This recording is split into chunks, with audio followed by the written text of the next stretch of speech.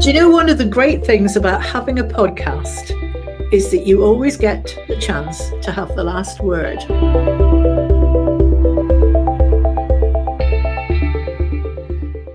This episode is a bit of a roundup of things that have annoyed us over the month where we felt we wanted to get the last word. We just wanted to get them telt. Exactly. So that's why it's called That's Them Get Telt. them. Not necessarily us telling them, but it means that we can get other people who have telt the people that we wanted telt. Well, there were certainly people who needed telling, whoever telt them. Oh yes, there certainly were. There certainly were. Yeah. There's a surprising telt right at the end. Yeah. So here we are. It's the end of October, and we've also got a really good chat with Mary McCabe of Pensioners for Indy. That will be coming up. But to begin with, we wanted to start off by showing you some of the nice comments we've had, didn't we? This one we loved. Fiona and Marlene are truly the best interview duo we have. Now, isn't that lovely? Thank you very much, the person who said that. We did appreciate it. Of course, you being Scottish, we did do that self-deprecating thing going, well, is that a very big pool? I didn't actually. I just thought it was brilliant. But yeah, anyway, it's great when some people do that. It's fantastic. Really enjoy it. This was from a lady who subscribes to us on Coffee, which we'll tell you about that in a minute if you want to do that. Love this podcast. Informative, entertaining, up to date. And the two of you are very inspiring for us more mature women, especially now you've broken into TikTok. Well, that wasn't an easy job, I can tell you. Keep up the brilliant work. Thank you so much. What a lovely, encouraging It is lovely. It's really lovely. And yes, actually, it's true. Fiona had a work cut out to get me persuaded that we should try TikTok, and I wasn't going to do it. Actually, I just said you'll have to do it. I'm not having anything to do with it. You just have to do it yourself. I'm not exactly besotted, but I am a bit of a fan now. So it is good for us because we can put short clips from a longer podcast, put it onto TikTok, and then the link's there, and folk can go and listen if they want it.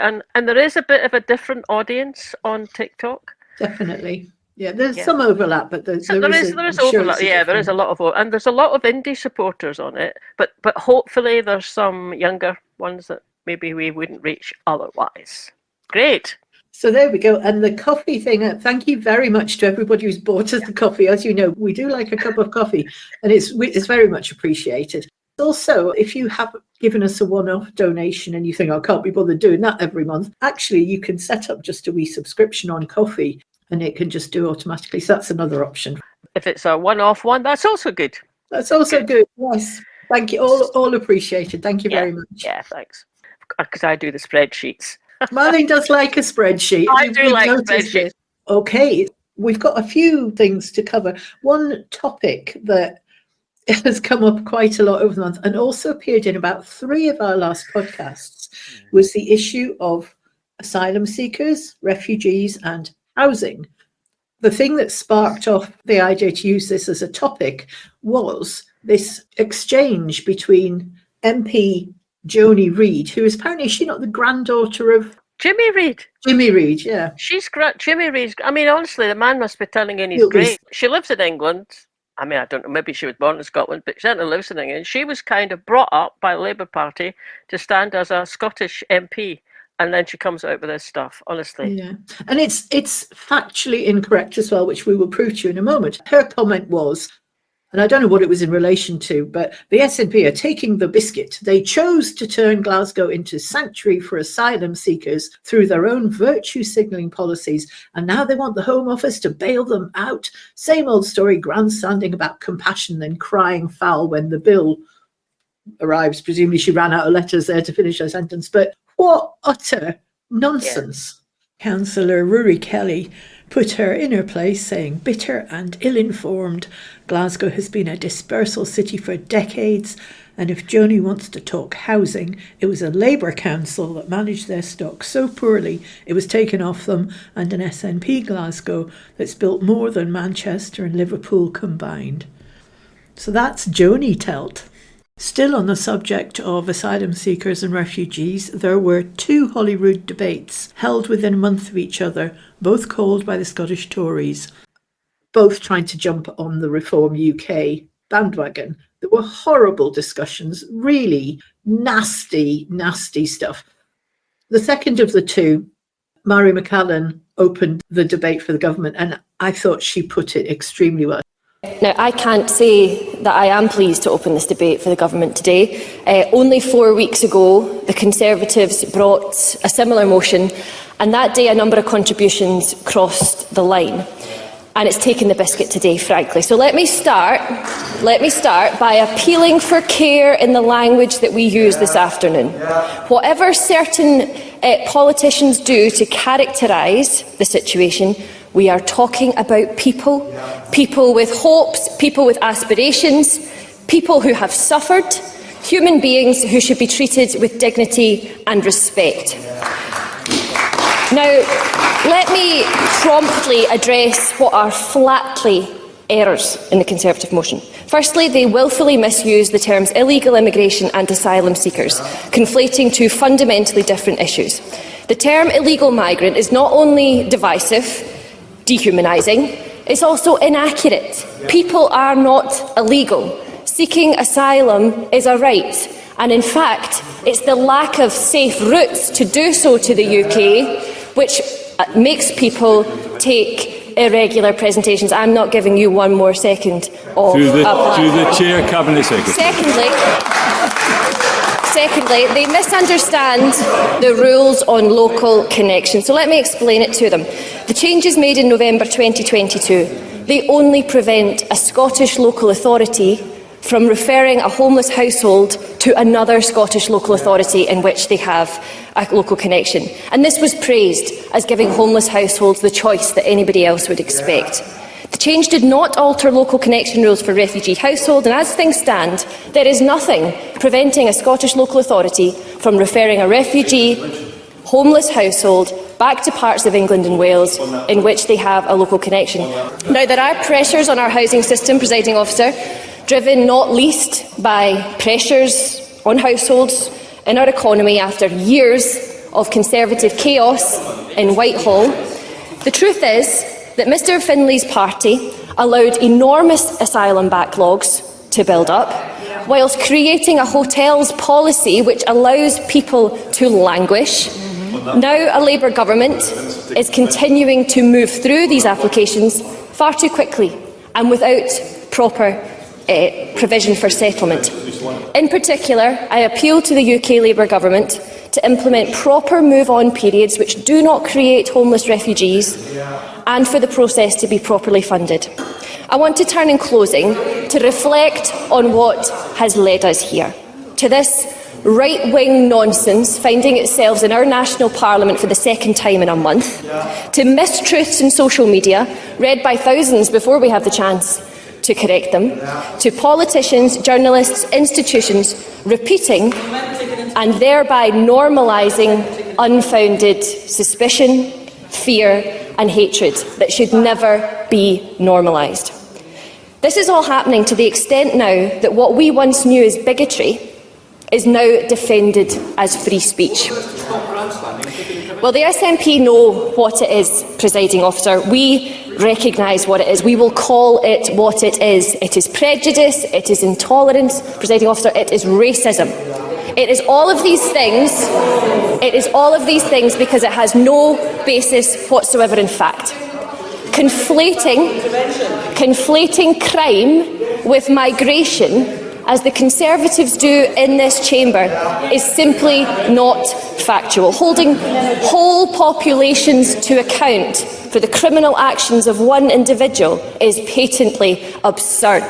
Suggesting that the far right are somehow defenders of the rights of women and children is utter nonsense. But wasn't it good? Wow, she's good, isn't she? That was fantastic. Yeah, he hit so many of those points and just blew them out of the water. And to see Findlay standing there like a tailor's dummy trying to intervene. Oh, I know. I'm not giving you any more of my time. Yeah. Carried on with it, and then someone else, one of the Tory women MSPs, was trying to get in as well. That's just excellent. That's the kind of strength of, directness and strength of communication that I just think we just need to see more of from from the SNP. I mean, I'm kind of thinking with respect to independence, but actually other things as well. Because you and I have said, oh God, it's getting to be umpteen times now, isn't it? That we just want them, Scottish Government and the SNP and the Greens as well, to be a bit more forthright about what they say. Well, that was forthright. That was just brilliant. It was so eloquent and so well informed. Fantastic. Good on her.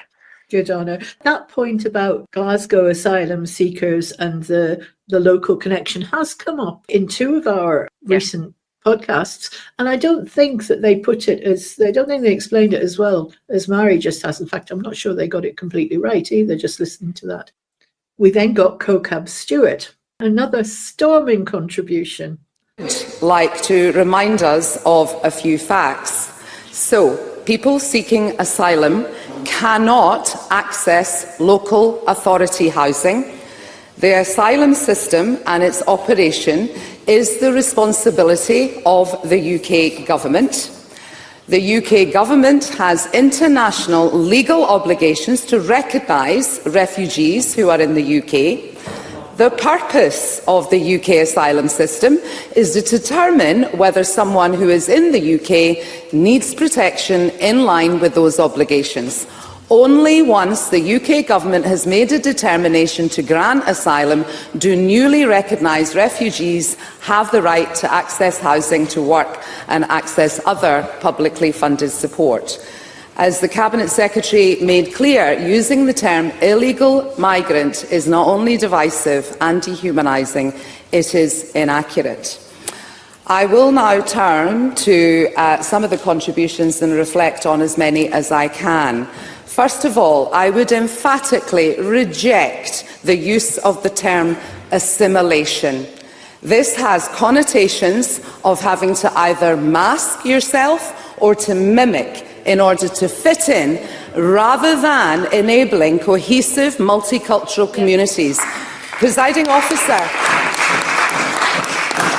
the days of ethnic minorities with strange names having to change their names in order to anglicise themselves and disguise themselves, the days of young Asian girls and black girls having to bleach their skin in order to fit in with white communities, those should be condemned and put into the history books. So I reject the term assimilation. We also have heard this willingness to tear up the ECHR in order to further demonise an already vulnerable group. So it seems that there are members amongst us who would be willingly throwing in the rights away of every single citizen and person in this country in order to further demonise people who are already vulnerable. The EHRC is a fundamental principle of this Scottish Parliament, and any MSP that is worth their salt will resist that derogation in the strongest possible terms. We recognise that the current UK Government inherited a broken asylum system and a backlog in decision-making with large asylum accommodation estate and people stuck in that system, and that reduces their ability to integrate and to be able to work. So this bottleneck in decision-making is a direct result of the Illegal Migration Act, a totally unworkable, unconscionable piece of legislation. It was never supposed to work, Presiding Officer. It was an attempt to control the headlines in an election year. Just as these continued debates in the Scottish Parliament aren't supposed to improve homelessness, they are an attempt to lower the bar of what is considered acceptable rhetoric in the run-up to next year's elections. Wow. So that is Russell Findlay and the rest of the reform wannabes. Telt. Yeah, Wasn't really, that great? really, really good. An old friend of mine whose father came over to this country from Germany, late 1930s, Jewish background, and the first thing they did was change her surname. Yeah. And she has just changed her surname back to what it would have been if it hadn't been changed in the first place. I mean, I kind of went, wow, that's, I think I didn't quite understand the background. And then when she told me a bit more about it, I just realised the kind of emotional flavour that had always been around in the family because of not only doing that, but what it represented and why it had to be done and why it was thought it needed to be done. So, yeah, these two debates that I'm assuming that it was the Tories that put these forward for the... Yeah. Both of them within a month, two within a month. Yeah, right. So it just struck me when she said, these are not being forward in order to do anything to help homelessness and improve the situation of homelessness. They've been put forward to change the sense, just to push the sense of the kind of rhetoric that you can use and it be accepted. And that's just really telling remark. I mean, it's dreadful that it has to be said, but it fits in with other things. It fits in with the whole thing about, the way that Farage talks about, well, the same topics, illegal immigration, all the rest of it. And I mean, I've said in a couple of our podcasts, recently in Glasgow, it's a month or so back now, but he made this speech about how awful the situation was in Glasgow, and it just it normalises stuff. Yeah. It normalises misinformation, and then it gives opens a sort of space that the people who, want to demonstrate in support of those ideas have. And it's just, I was really, really pleased that she said that just now, because it's something we just need to kind of look out for, because you see what's happening in the United States, and we see what's happening here with reform. I saw a great image earlier, which I think I shared with you. It was actually Zach Polanski, but there was a picture of him pushing the Overton window back towards the left. And I mean, that Overton window is what is acceptable to talk about, and you can see them pushing it towards we should put that one up. I have to admit, I had to go in, when you showed me that, I had to go in and look up Overton window to find out what it was, just to remind myself what it was. But that image, he's pushing it over, but also, did you notice what he's standing on? He's standing on banners that you can just about see, say things like migrants and all the rest of it, and he's kind of standing on them and pushing the kind of window, the Overton window, further over to the left, so that kind of rhetoric isn't so accepted. Unfortunately, I think it's going to take a lot.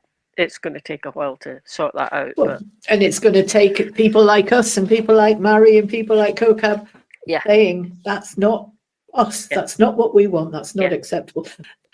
I don't often agree with Murdo Fraser, but on this occasion, I thought, he seems to have a point there, which, I had to go and have a lie down as a result of that. But this is him in a committee asking a question to Kate Forbes, and it's quite revealing.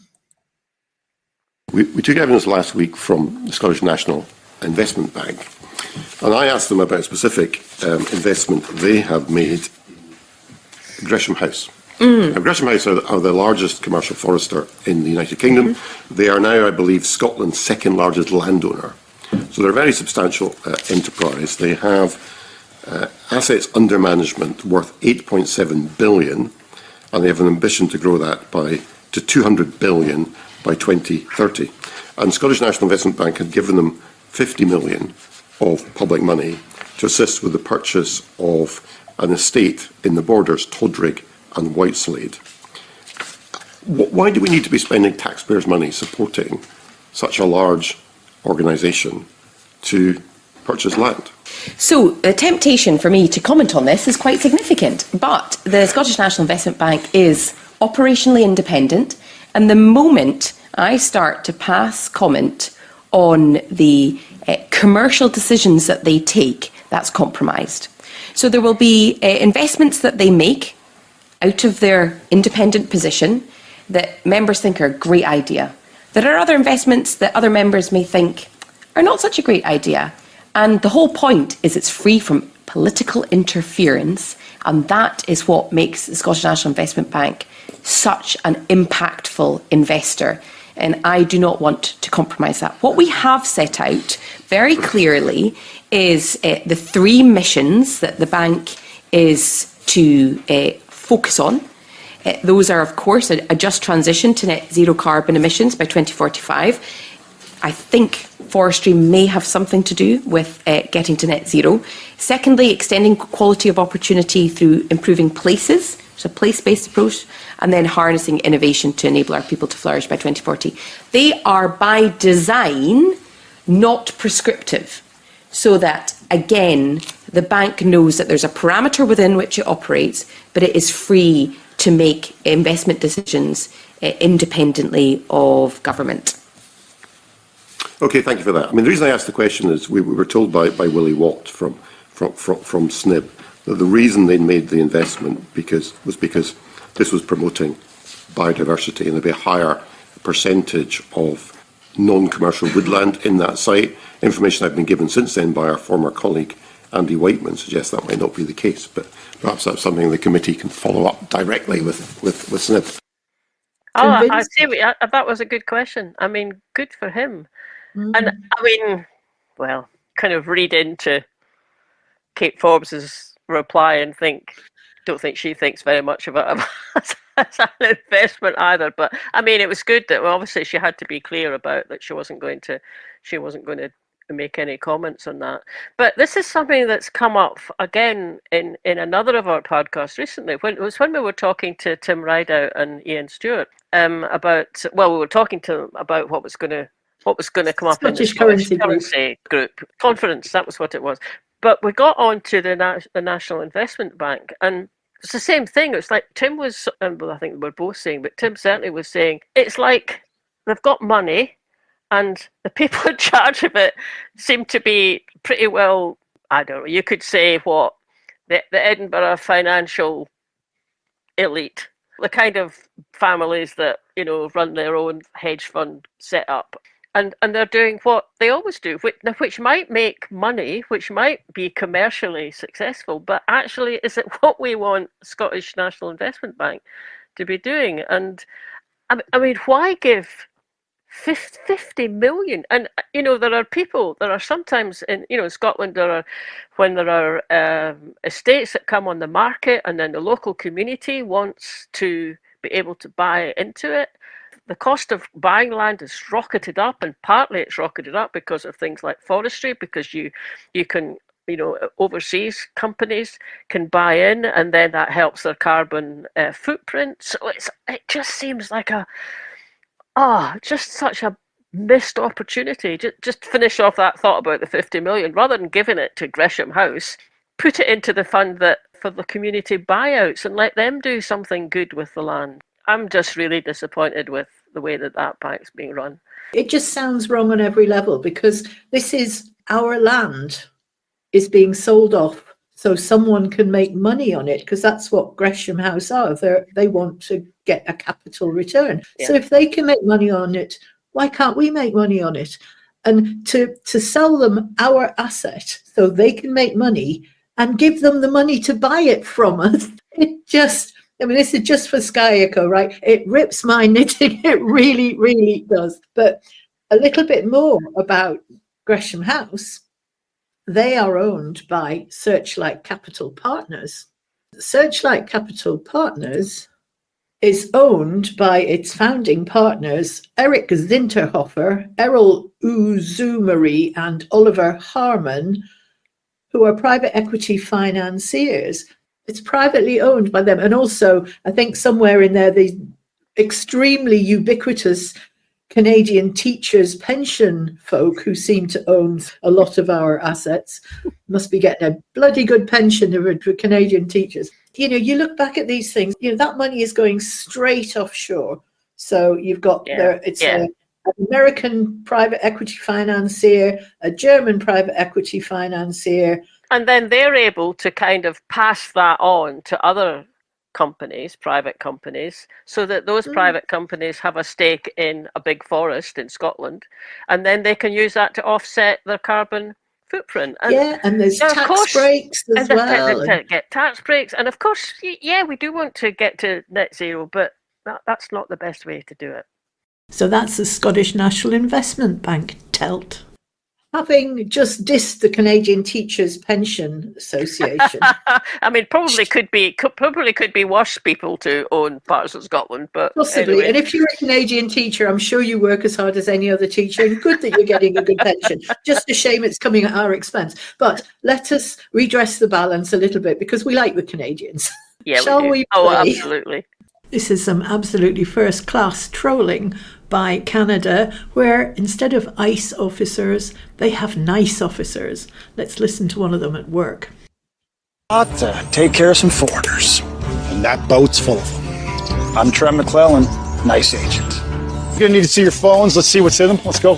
Hey. Let's go. Unlock your phone there for me, please. Looks Thanks, like sir. every other phone. Let's go. Sure. Let's go, sir. Look at that. Oh my God! That's my grandbaby. That's your grandbaby. How Yes. old? Okay, now we're doing a selfie. All right, okay. Go this way. We got the buses here. We got a big day lined up for you. Probably go to Peggy's Cove, maybe a lobster boil. So let's go. Where are you guys visiting from? Atlanta, Virginia. Pennsylvania, Montana. 30 minutes from D.C. What's DC stand for? Washington. This man thinks DC stands for Washington. Yeah, that's a nice backpack, pal. That is really nice. Super nice. Do you have any narcotics on you? Any kind of drugs? Let me see. No. If you need some, you just go down right here. There's a great cannabis store down here. Got some really sweet, strong stuff. That's what I'm on right now. So Okay, I know you're on something.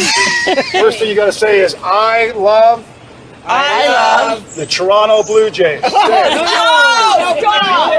So you are officially an honorary Canadian. Let's get your passport photo. Here we go. No smiling in the photo. You can't smile in a passport photo. Now we're going to mail this to you. How big is your mailbox? We got you a certified nice American card, so you can carry that around. I mean, if you have any difficulty here on the boardwalk, you simply show them that card and you're all taken care of. All right, let's get your hands where I can see them, sir. Let's go. Here's some candy. Thank you, sir. There you go, some candy. Candy always makes the day a little bit nicer. Redeem this coupon for one nice hug from a nice agent. Bring it in, bud. Bring it in. Thank you. Welcome to Canada. Nice, isn't that nice? Would you live in Canada full time, do you think? That's my goal. We got one. Yeah, he just admitted to it. All right, well, let's all go for a beaver tail together. Okay. You're going to love it. Up here in Canada, we know ice is always cold, but nice never gets old. I'm Trent McClellan, nice agent, teaching foreigners a lesson, that there's still nice people in the world. That's brilliant, isn't it? He's just kind of trolling them. Fantastic. It's like the ones that the Californian government, the Californian governor is doing. He's Ned Newsom. He comes out with stuff like that. It's just so funny. But that's a brilliant one. Good on you, Canadians. And that's Trump and his American ICE agents, Telt. We're on Blue Sky, as you know. We do not do Twitter anymore. Blue Sky is much nicer than Twitter. I found this site, which is called Hope for the Planet, I think. And they've just got all these really nice, good news stories.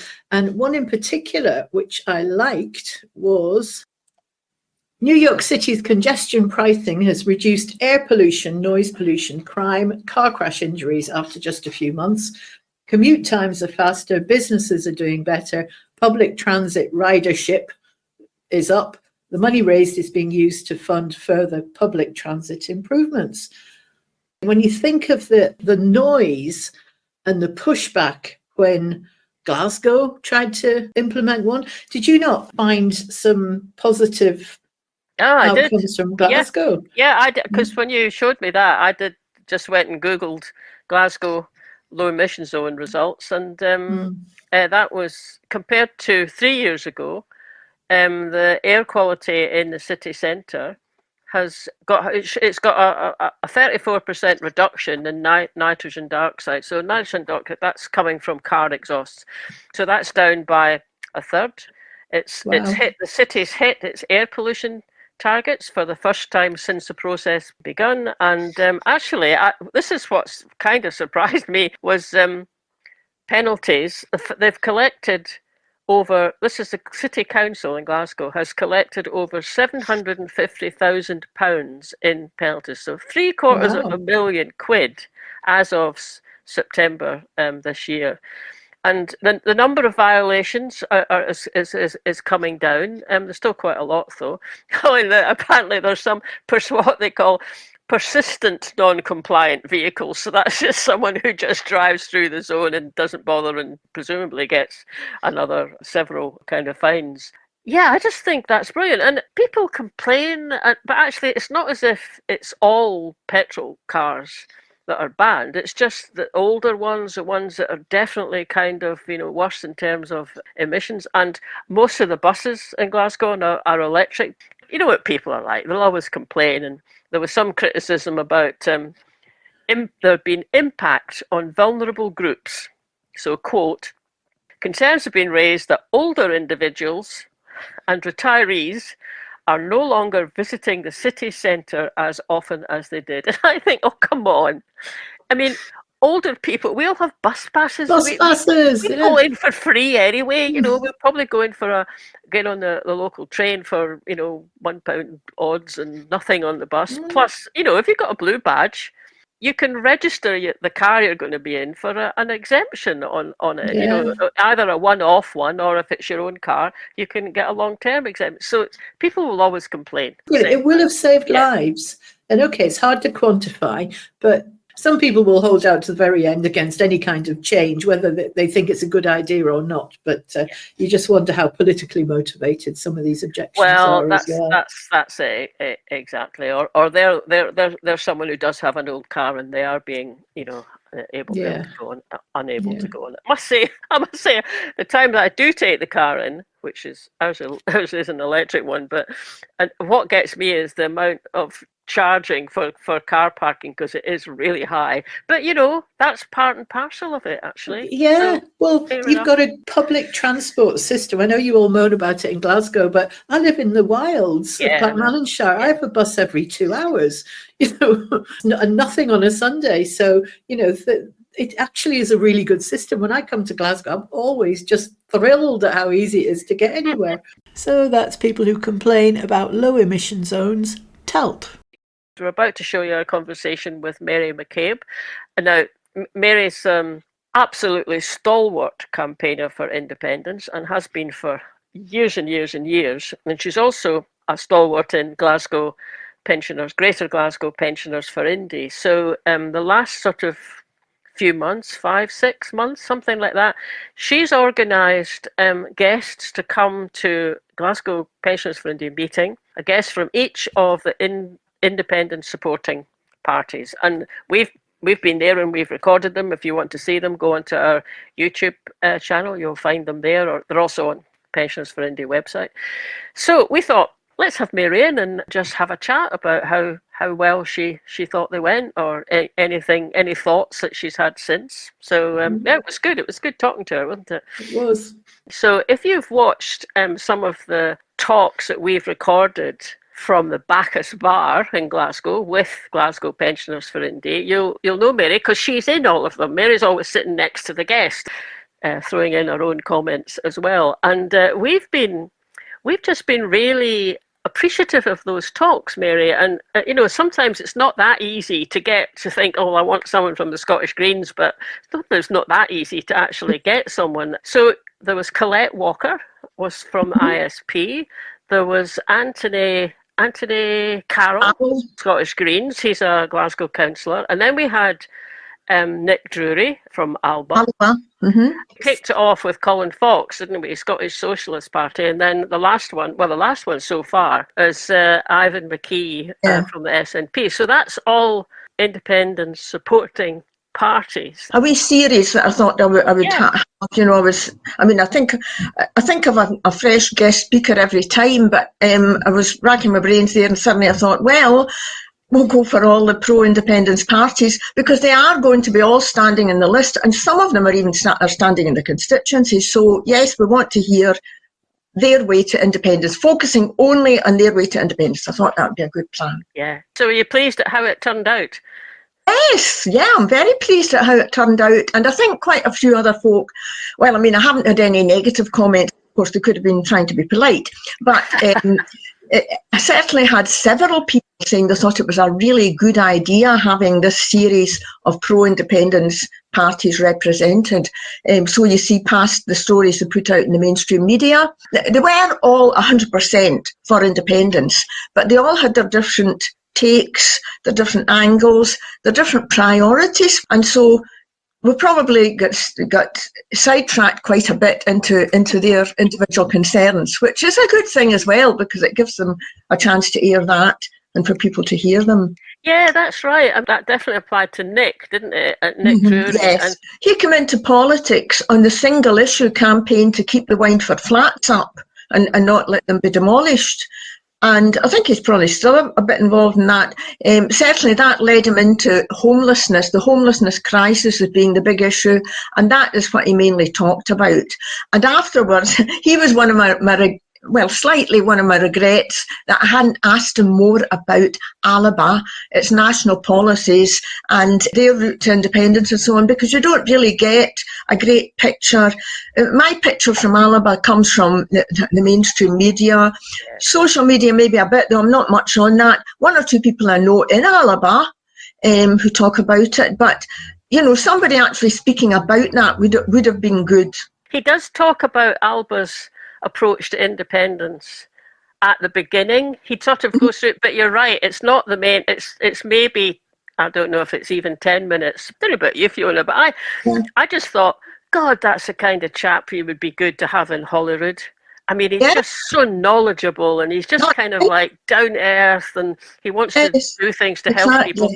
As a candidate, I know that ALBA are standing on the list and everything, but they've not made an awful lot of progress in the public perception. And in fact, they're their own worst enemies, because they're now fighting among themselves, which you would think all these parties would try to avoid. It's a well-trodden route, but there you go.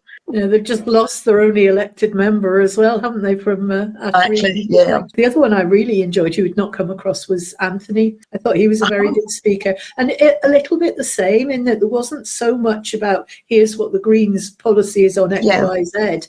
And he said a lot about housing as well. Being Glasgow pensioners for Indy, it's natural that would be their focus. But there was quite a lot about housing, but also transport as well, which I think both things are obviously huge issues for. He's a councillor in my constituency, and I'd met him a couple of times before. I'd met him. He came to one of my talks that I do on the 1820 Radical Wars. He didn't come to the comfy one, which is in the hub in Glasgow University. He went to the one that's away out in the hills inside the old cemetery, exposed to the weather. He came to that one. Oh yes, I saw mention of him in the mainstream media as a possible contender for the leadership of the Greens. I think he might be eventually a leader of the Greens, but he's still quite young. So he told us all about the structure of the council committees, when they try to work in a collegiate way and everything. And he said, more or less, in Glasgow City Council, it's not too much of a problem. They're able to work across the parties a bit. But the one fly in the ointment, here we go, was Labour, who, he said, still tend to adhere to what we used to call the Bain principle, which Willie Bain, an MP who left many years ago, as he was going, he said, we have a policy never to support anything the SNP promote. They're still at it. Whenever we're trying to be collegiate, it's Labour in a corner sucking their thumb. Another one I really learnt a lot from listening to actually was Colette. The challenges that she'd overcome in order to be in the position she's in. You think, she's got to work 5 times as hard as anybody else just to be on the platform. I mean, the one thing with all of them, except possibly Colin, but there was bits in what they said that I thought, I'm not sure, I don't think I agree with that, or I'm not quite sure about that bit. But, again, that just shows you that you can have disagreements on detail whilst all still having the same. With Colette again, I found there was a wee bit of regret at the end and a lost opportunity, because most of her story was from the heart. It was about herself. She came across as probably the most sincere of all the speakers. She was the one who didn't come across as, I planned to get a political career when I was knee-high to a grasshopper. She got in through campaigning for her son. As a registered blind single parent of a disabled non-verbal son. I mean, she didn't have a battles to create, they were all there for her, and she was completely sincere in everything she did. But a lot of hers was her personal story. I mean, what do you do when you do all that? Okay, if you're really, really, really ambitious and want to do that, you might join a political party. She started a political party that wasn't even all set up for her. I mean, that's a challenge in itself. She was a great speaker, very much from the heart. It was only at the end, when she put in the wee bit, which was news to me at the time, how she and a couple of other small pro-independence parties were all getting together under this Liberate umbrella to stand as a party in the list and also on the constituency. And I thought, yeah, if £500 a time, lost deposits and all this. And I wish now that I'd actually asked her a bit more detail in that. I didn't, because I had the one taken out my sales a wee bit. It was news to me. I didn't really know how that works. And we didn't get round to saying it. Colette, she's another person that I just think, well, actually, I can understand someone might go, she's a bit naive politically, but actually, she's got ideas and she's got kind of persistence and she's also certainly got integrity. And I just also think that's the kind of person we need. Of course, we need more people like that. Sincerity. We need sincerity. I go back to when I started as a schoolgirl, putting leaflets through doors and things like this for the SNP, and also knocking on doors later. Well, by that time I was at university, but I was still only about 19, and they sent you out on your own those days. And everybody said it was a wasted vote, and it was a wasted vote. They knew it was a wasted vote. I knew it was a wasted vote. We wouldn't even win our deposits, probably. We certainly wouldn't win any seats, not even at council level. But we kept on going, and look where we are now. So, saying small parties are a wasted vote, they always are at the beginning. But some go that way and some go that way. Yeah. Well, Colette had a really interesting point on that, though, didn't she? She said it was giving someone to vote for as an alternative to staying at home. So it's actually encouraging them into the process of democracy that otherwise they wouldn't have been in. So That's right. All from the perspective of the party. Yeah, indeed. So what are you feeling yourself, Mary, about? Must be something like... It's less than 200 days. Wow. We don't know, of course, what's going to happen. I mean, it seems quite close, May and everything, but, a lot can happen. But my take on it at the moment is I do not overtly support a political party. I'm still a member of the SNP. I never left. And I even went to a couple of meetings, branch meetings, last couple of months or so, because I thought they were going to be talking about these independence things that were coming up in conference. I didn't go to conference.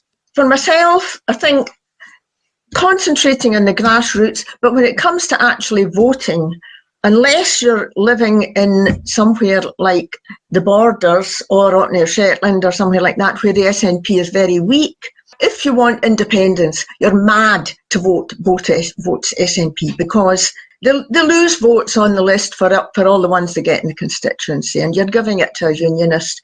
I can understand why the SNP are saying SNP vote one, both votes. I mean, of course, no party's going to say, "Oh, hey, vote for someone else." They're not going to do that.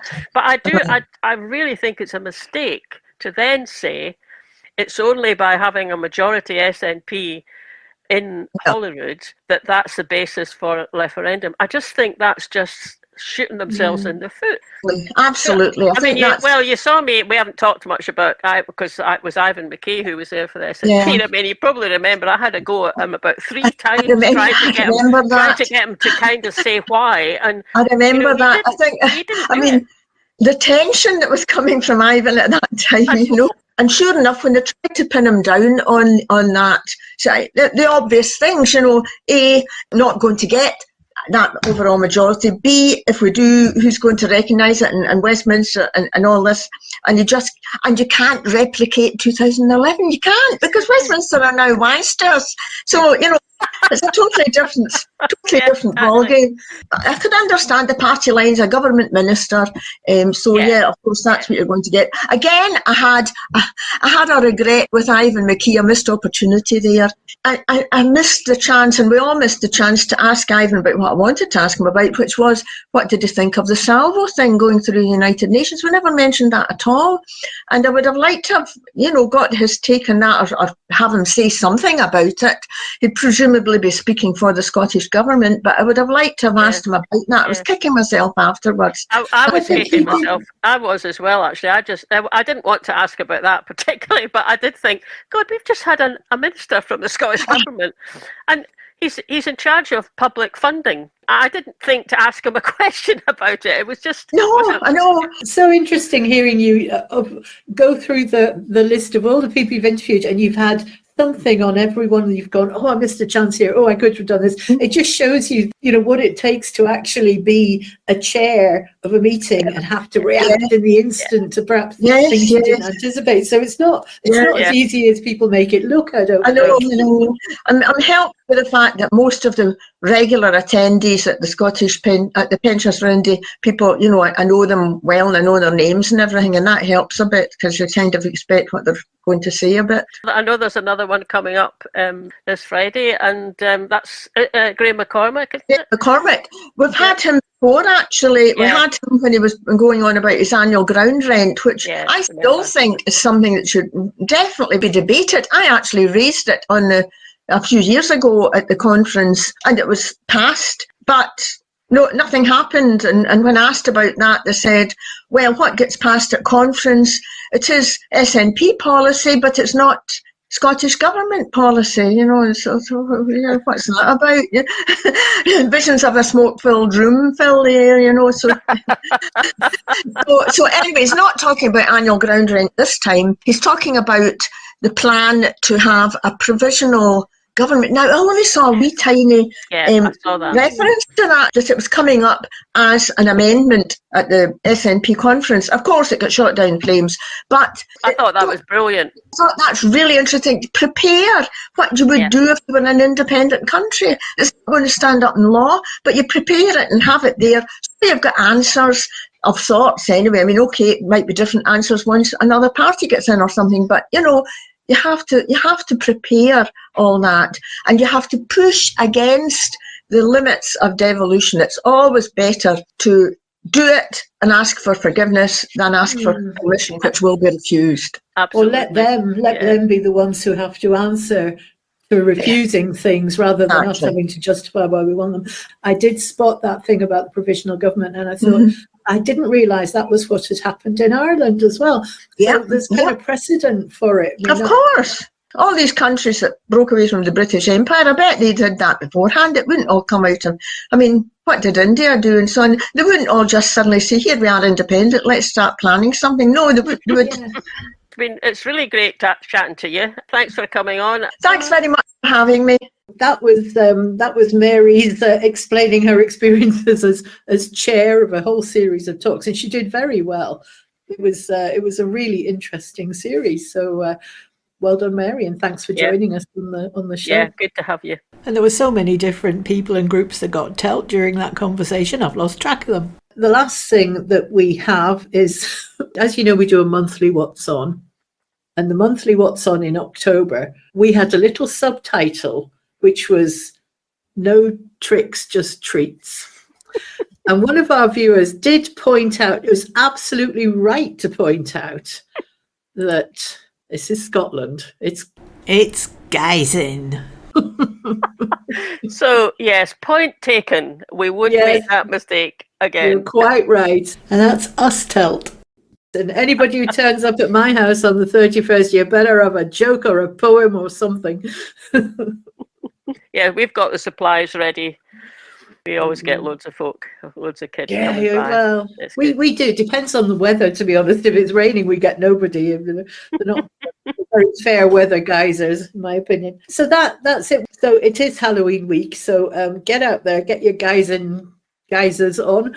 And then we've got just a really, really hectic, busy period after that. And if you're in Alloa, between the 31st of October and the 3rd of November, we have a brilliant art exhibition and Yestones workshop. So come along between 10:30 and 4:30. It's at Resonate Together in Alloa, and everybody's welcome. Just drop in. No tickets needed. No, it's free. Be love to see you. I'll be there the whole time. Marlene will drop in at some point. I'm going to drop in at some point. Yeah. Yeah, so it's the first time we've tried this, and we're hoping it might be an annual event. So if you'd like to support indie artists, independent artists, then that's the place to be. Good. So thanks for listening. Well, I hope you've enjoyed this, and thanks for listening. Thanks for listening, everybody. Hope you enjoyed that. Don't forget to subscribe to us wherever you get your podcasts. And if you're listening on YouTube, you can click the little bell and you get a reminder whenever we put out a new episode, which is every Friday. And sign up for our mailing list. You can do that from the website, and we always send one out at the beginning of each month to tell you what's happening. Last but not least, you can buy us a coffee on coffee.com. And we'll catch you later. Bye now.